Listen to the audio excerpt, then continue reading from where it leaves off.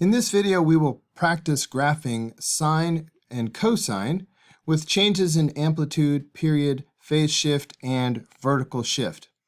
Before we get started, please remember that the sine function, the parent function, starts on the midline and it goes up and then down and back. So this is what the parent function of the sine function looks like. The parent function for cosine starts off at its highest value, and then it goes down below the midline, and then at the end of its period, it ends back at its highest point again. So that much you absolutely need to memorize. But before we start graphing anything, let's go ahead and find the amplitude, period, phase shift, and vertical shift. The amplitude is going to be super easy. It's just going to come from this number right here in the front. So the amplitude is going to be 3. Even if this were a -3, amplitude is always positive. Next, let's talk about the period. The parent function has a period of 2 pi.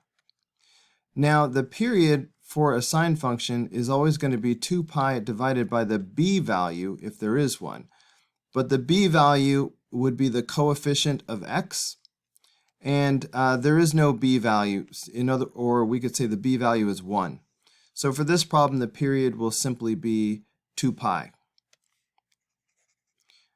What about the phase shift? The phase shift is right here. When you have x minus a number, that number is the phase shift. It is a horizontal shift. So the phase shift is pi over 4. Notice that the phase shift is always the opposite value from what you see here. So if you have a minus pi over 4, the phase shift will be positive. If this had been plus pi over 4, the phase shift would be a negative pi over 4. Finally, the vertical shift is going to come from a number that's being added or subtracted on the end. But there is no number, so there will be no phase shift. So I'm just going to write none. Now we are ready to do the graph. Always begin the graph at the phase shift.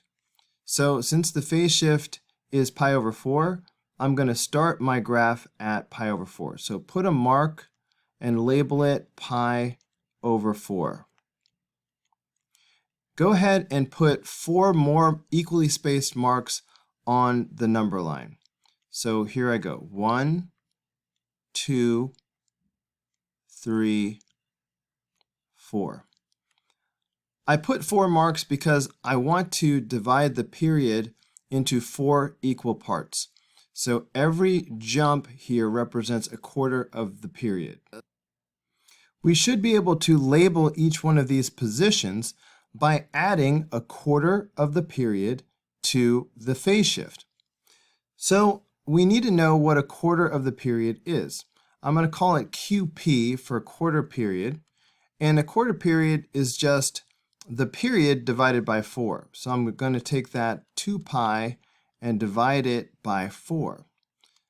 Well, this reduces down to pi over 2. So this is my quarter period.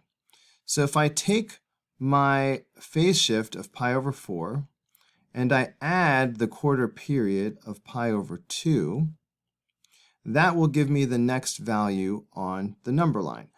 However, I need like denominators. So imagine that I were to multiply by 2 over 2. This would give me 2 pi over 4.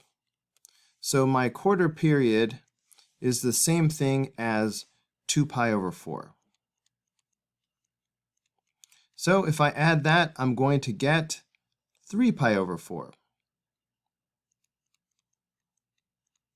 So that will be the next value, 3 pi over 4. I need to add another quarter period, so I will add another 2 pi over 4. And that's going to give me 5 pi over 4. So that will be the next value. All right, if I add another 2 pi over 4, I'm going to get 7 pi over 4. So that's the next value. If I add another 2 pi over 4, I'm going to get 9 pi over 4. And that's the last value. So now we have all of the 5 marks labeled and we're ready to graph. Let's go ahead and put the y-axis in the picture. I can see that my first mark here is at pi over 4. So the y-axis, which will always be at 0, should be to the left of pi over 4. So I'm just going to put the y-axis over here to the left.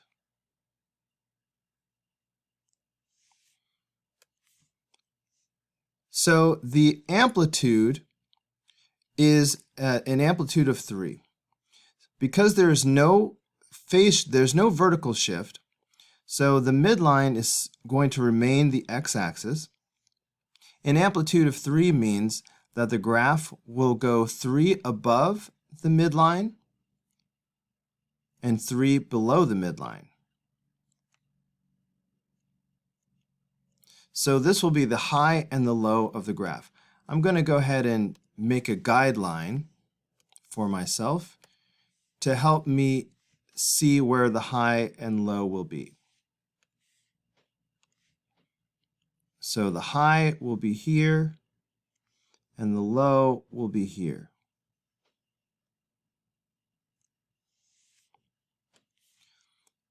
So when we graph the sine function, remember that it will begin on the midline, always. Always graph your first point at the phase shift. So our first point will go here.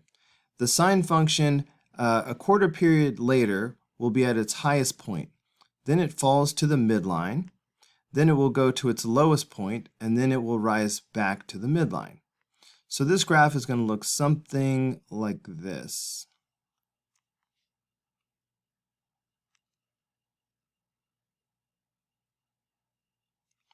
And that's it. Let's go ahead and graph problem number 15. So the amplitude is going to be 1. Because the amplitude is this number in the front, it's invisible, but it's an invisible 1. How about the period? For cosine, the period is usually 2 pi. However, we have this x over 3, and I need you to understand that this is the same thing as having y equals 1/3 x plus pi over 2. Having x over 3 is the same as having 1/3 x.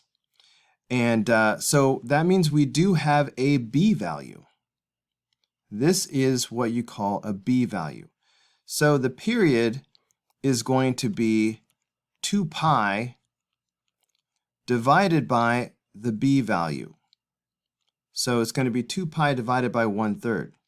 Multiplying by the reciprocal, that'll be 2 pi times 3, which is 6 pi. So the period for this problem is going to be 6 pi. To find the phase shift, we have to factor out the b value outside of parentheses. So here's what we have. We have y equals, and I'm going to put the 1/3 outside of the parentheses. To figure out what goes inside the parentheses, I need to divide everything by that b value. Divide by 1/3. That way the 1/3 cancels itself out, and we have x right here. But what is pi over 2 divided by 1/3? Well, focus just on this for a moment. When you divide by a fraction, you multiply by the reciprocal. So this will be pi over 2 times 3. In other words, it will be 3 pi over 2. So that's what goes inside the parentheses. So I'm going to go ahead and put the cosine back into this. So what we really have is y equals cosine 1/3 of x plus 3 pi over 2. In this form, we can easily see the phase shift. The phase shift is going to come from this guy right here. Don't forget that the phase shift will be the opposite sign.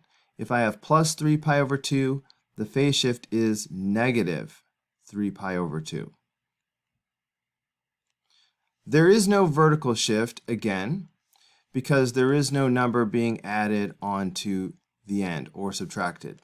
So no vertical shift.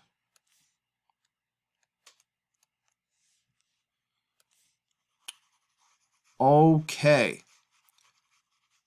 Let's go ahead and label the x-axis. We will start with the phase shift. So the first mark I'm going to put on my graph is going to be negative 3 pi over 2. And then I'm going to put 4 more marks. All right, I'm going to try to equally space them. 1, 2, 3, 4. These are each representing a quarter of the period. So the period is 6 pi. What about a quarter of a period? A quarter of a period is going to be 6 pi divided by 4. But that's going to reduce down to 3 pi over 2.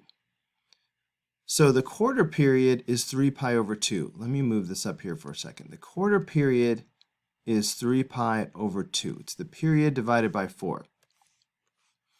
So I should be able to find the value of each mark by adding a quarter period. So if I start with negative 3 pi over 2, and I add the quarter period, positive 3 pi over 2, well, those cancel out, and that will give me 0. So that tells me that the next value will be 0. I need to add another quarter period, so I'm going to add another 3 pi over 2, but that will simply give me 3 pi over 2. So that's the next value. I'm going to add another quarter period, another 3 pi over 2, but that's going to give me 6 pi over 2. 6 pi over 2 reduces down to 3 pi. Time to add one more quarter period. I'm going to add another 3 pi over 2. That's going to give me 9 pi over 2.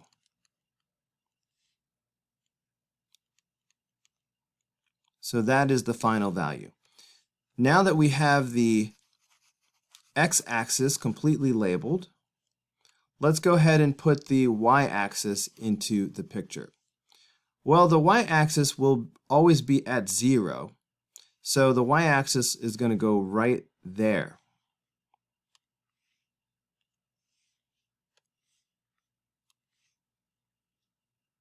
Okay, so here is my y-axis. There is no vertical shift, so the x-axis itself will act as the midline. What about the amplitude? Well, the amplitude is 1, so that means if I go up 1, this is going to be the high point of the graph. And if I go down 1, this will be the low point of the graph. So I'm going to go ahead and put some guidelines to help me draw this.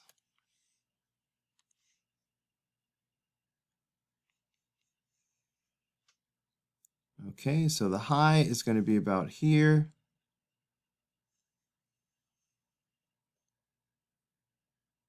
Okay, I'm a little bit off. Maybe I can just move it up. All right, so there's my high and my low. This is a cosine function. So no matter what function you're graphing, always start at the phase shift. So I'm going to start at negative 3 pi over 2. However, the cosine function always starts off at its highest point, and then a quarter period later, it falls to the midline. A quarter period later, it falls to its lowest point, then back to the midline, and then up to its highest point. So this graph is going to look like this.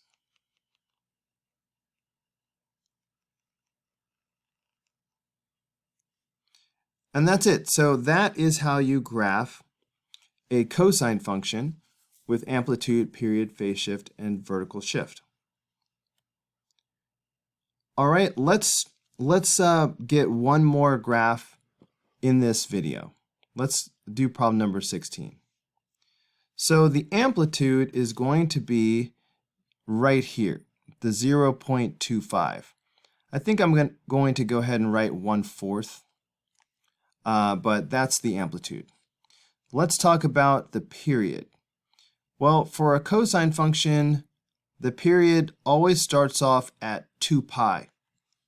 If there is a b value, then the period would be 2 pi over b. But the b value would be a coefficient of this x. So there is no b value, so the period will simply be 2 pi. What about a phase shift? There is no phase shift. I'm going to put none. There would be a phase shift if I had, for example, x plus 2 in parentheses. This plus 2 would be the phase shift. Or if I had x minus pi over 3. Well, I should have said in this first example, the phase shift would have been -2. If I have x minus pi over 3, the phase shift would be pi over 3. But in this case, all we have is an x value. This plus 3 is not inside parentheses, so this is actually going to be a vertical shift. So this is going to be a shift of up 3. All right, if this had been inside of parentheses, like this, then I'd have a phase shift of -3. But it's not, so that means it's actually a vertical shift. So the phase shift, there is no phase shift. So we always put our first mark at the phase shift. If there is no phase shift, that means we're going to start at 0. So I'm going to go ahead and just put a mark right here. In fact, let's just go ahead and put the y-axis here. All right, this is 0. So let's go ahead and put the y-axis. We know the y-axis goes at 0. Okay, so here comes my y-axis, y'all. Boom. So that's really my first mark. I'm going to put 4 additional marks to represent quarter periods. So 1, 2, 3, 4. Each of these represents a quarter of the period. So what will the quarter period be? Well, the quarter period is the period divided by 4. So that'll be 2 pi divided by 4. So that reduces down to pi over 2. So that's a quarter of a period. Remember that we're starting here from 0. So if I start from 0 and I add pi over 2, then I'm going to get pi over 2, obviously. So my first mark is going to be pi over 2. So if I add another pi over 2, all right, another quarter period, that's going to give me 2 pi over 2, which is simply pi. If I add another quarter period, that's going to give me 3 pi over 2. So I have 3 pi over 2. And if I add one more quarter period, that would give me 4 pi over 2. But that is going to be 2 pi.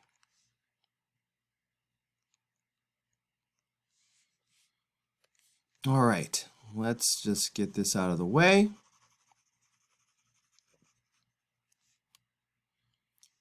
The amplitude is a quarter of a unit. So that means I'm going to go, actually, before I do the amplitude, we need to talk about the midline. We have a vertical shift of up 3. So that means that the midline is going to be up 3. So here I go. I'm going to go up 1, 2, 3. All right, and I think I'll go up one more. So 4 would be right about here. So this is my midline here at 3.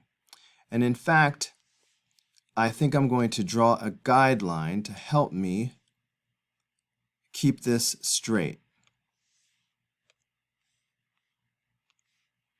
All right, so here is my midline at 3. So this graph is going to be a little bit tricky to draw. Normally we express our midline as a dotted line, so I'm going to go ahead and make this a dotted line. But we need to go above and below this line a quarter of a unit because that's the amplitude. So we will just go above and below this line a tiny, tiny amount. Okay, it's so small, I'm not even going to bother drawing my guidelines to show my highs and lows because it's just going to be just barely above and barely below. So remember that cosine starts at its highest point. So cosine is going to start above the midline, a quarter of a unit, and then at pi over 2, it's going to be at the midline. Okay, and then at pi, a quarter period later, it's going to be at its lowest point, which is just a quarter below the line, just a tiny bit below the line. A quarter period later, it will be back at the midline, and a quarter period later, it will be a little bit, 1/4 of a unit above the midline. So this is very, very hard to draw because it is so shallow, but I will do my best. Okay, wow, that is horrible. I tried to do it a little bit better, but that's about the best I can do with that. Anyway, that's how you graph a cosine function with a change in amplitude, period, phase shift, and vertical shift.